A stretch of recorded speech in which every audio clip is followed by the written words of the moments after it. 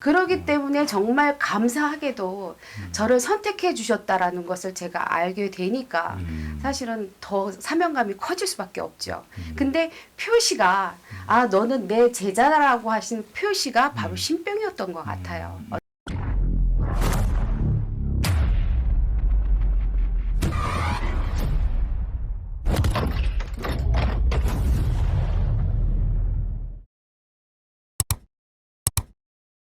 안녕하세요. 다큐멘터리 사진작가 박찬호입니다. 오늘 춘천에 촬영할 일이 있어서 잠시 내려오게 됐습니다. 내려온 김에 전부터 친분이 있었던 터 신전에서 청야 선생님과 몇 마디 얘기를 나눠보고자 합니다. 선생님 안녕하세요. 네, 안녕하세요. 네, 반갑습니다. 네, 이렇게 세계적으로 유명하신 사진 작가님을 그 얘기하지 마시라고.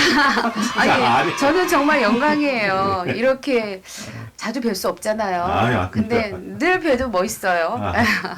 제가 선생님을 뵈서 영광이고요. 저도 네, 오늘 이렇게 감사합니다. 내려온 김에 또 선생님 뵙고 네. 이런저런 얘기 나눌 수 있게 돼서 더욱더 네, 감사합니다, 선생님.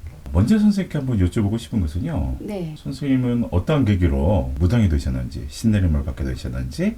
저는 사실은 기독교 집안이었어요. 신학대를 나오고 그리고 이제 집사가 되고 사실은 전도사로 나가려고 노력을 많이 했었던 정말 학고파 학생이었거든요.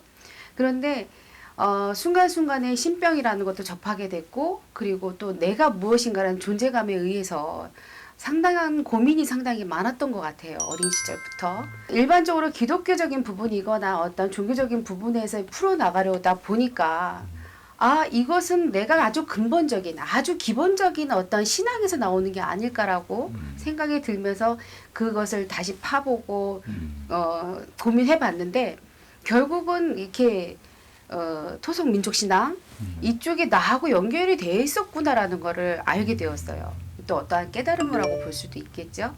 막상 신을 딱 받고 나니까 이게 종교적으로 우리가 나는 한국인이고 어떤 자긍심이 있는 한국인인데 정말 종교적으로 내가 이것을 신을 받아서 사람들에게 깨우쳐주고 할 수 있는 일이 있구나 이렇게 그런 생각이 들어서 신을 받았던 것 같아요. 그러면 선생님은 신학대학교를 다니셨고 신학대학교에서 그러면은 무엇을 전공하셨어요? 저는 유아교육을 전공했고요. 그리고 이제 부전공으로 신학을 같이 했죠. 신학을 같이 전공을 하시고 집안도 아까 기독교 집안. 기독교 집안이라고. 저희 아버님이 우리 기독교 집안이라고 얘기하지 마라 그랬거든요. 또 가족 중에서 네. 이제 목사님도 계시고 예. 굉장히 또 쉽지 않는 그런 결정이고 물론이죠. 케이스였던 것 같아요. 아마 집안에 계신 가족분들도 되게 힘들어하셨을 수도 있고 그만큼 또 선생님도 또 힘들으셨을 것 같고 인정을 받기까지가. 그렇죠. 네. 정말 노력 많이 했어요. 더 많이 노력을 해야 되는 부분이 뭐냐면 종교적인 부분에서는 기독교의 어떤 그래도 외국 신앙이잖아요. 근데 그렇게 가리라고 생각했던 부모님의 마음을 자식된 도리로서 이렇게 꺾는 것처럼 보여졌고요. 근데 사실 근본적으로 따져본다고 하면 사실은 우리나라 사람이면 절대 무시할 수 없는 신앙이 바로 이 신앙이거든요. 이런 신앙을 가지고 내가 좀 더 사랑을 전한다고 그러잖아요. 기독교인들은요. 우리가 할 수 있는 자존감을 세울 수 있는 게 바로 이런 신앙인 것 같아요. 이것을 정말 제대로 사명감 가지고 보여주는 게 부모님이 속상했던 마음을 달래드리거나 또는 지금은 자랑스러워 하세요. 잘했다 소리는 하세요. 예. 그게 어떠한 노력이고 제가 할 수 있는 사명감이라고 보여지거든요. 되게 커다랗고 가족이라는 네. 우리가 결코 세상 살면서 무시할 수 없는 그런 평생을 같이 가야 되는 그런 가족 구성원들 사이에서 되게 힘들었을 거 아니에요. 많이 그런데 힘들었죠. 그런 과정에서도 본인이 내가 무당이 될 수밖에 없다. 무당이 돼야 된다. 신내림을 받을 수밖에 없다라는 그런 상황까지 가르면 네. 틀림없이 선생님께도 그렇지 않고는 배겨내지 못할 만큼 어떤 증상이나 현상이 있었을 것 같아요. 정말 감사한 것이요. 사실 이 길은요, 내가 원해서 가는 길이 아니더라고요. 정말 신에서 택함을 받는 이 종교인 것 같아요.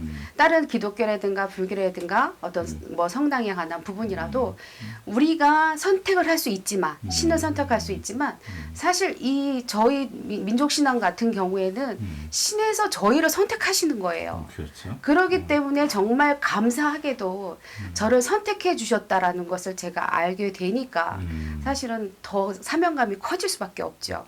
근데 표시가 아 너는 내 제자라고 하신 표시가 바로 신병이었던 것 같아요. 어떤 직이라든가 사람을 만났을 때 어떤 영감이 들어온다든가 꿈으로 보여져서 현몽을 받는다든가 이런 것들은 내가 해야지 하고 할 수 있는 부분이 사실은 절대 아니거든요. 근데 그런 걸 느낌으로 인해서 아 정말 내가 택함을 받았구나라는 어떤 자긍심이 상당히 많이 좋아지는 것들이 있었죠.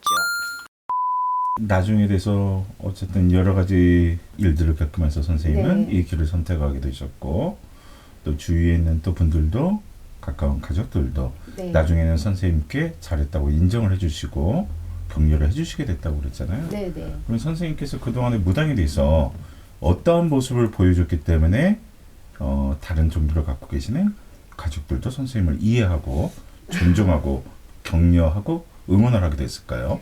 사실 아직도 많이 부족하고요. 이 길을 가다 보면 인간의 욕심이 없을 수가 없더라고요. 내가 하고 싶은 것들, 갖고 싶은 것들 사실은 상당히 많았지만 그래도 본이 되어야 되겠다는 생각을 상당히 많이 가졌어요. 다시 말하면 내가 아파도 안 되겠구나. 왜냐하면 이렇게 신을 모신 제자가 왜 아플까라고 했을 때 뭐가 잘못했거나 이랬겠지라는 또 구설이 될 수도 있고요. 그리고 사람과의 만나서 헤어짐이 있을 때도 분명히 서로의 인연이 끊어져서 헤어진 건데도 불구하고 아 뭔가를 잘못했기 때문에 인간의 욕심 때문에 인연이 끊어졌어라는 얘기가 들을까봐 사실은 제가 신을 받고서요 밖에서 움직이는 활동들을 다 정리를 하고 안 했어요.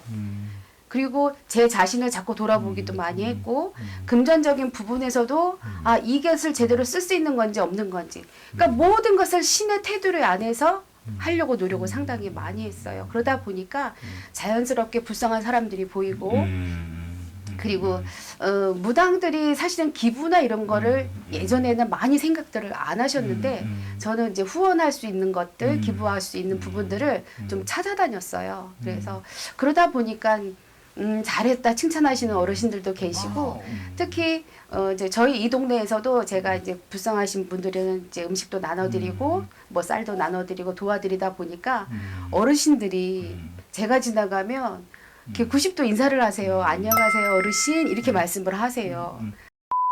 내가 신의 부름을 받아서 신의 사제가 어떤 종교건 사제가 되어서 나는 가진 것들은 그래도 많지 않지만 부족함 없이 살면서 많은 사람들을 도왔어라고 얘기를 하는 분들은 그렇게 많이 보조를 못했습니다.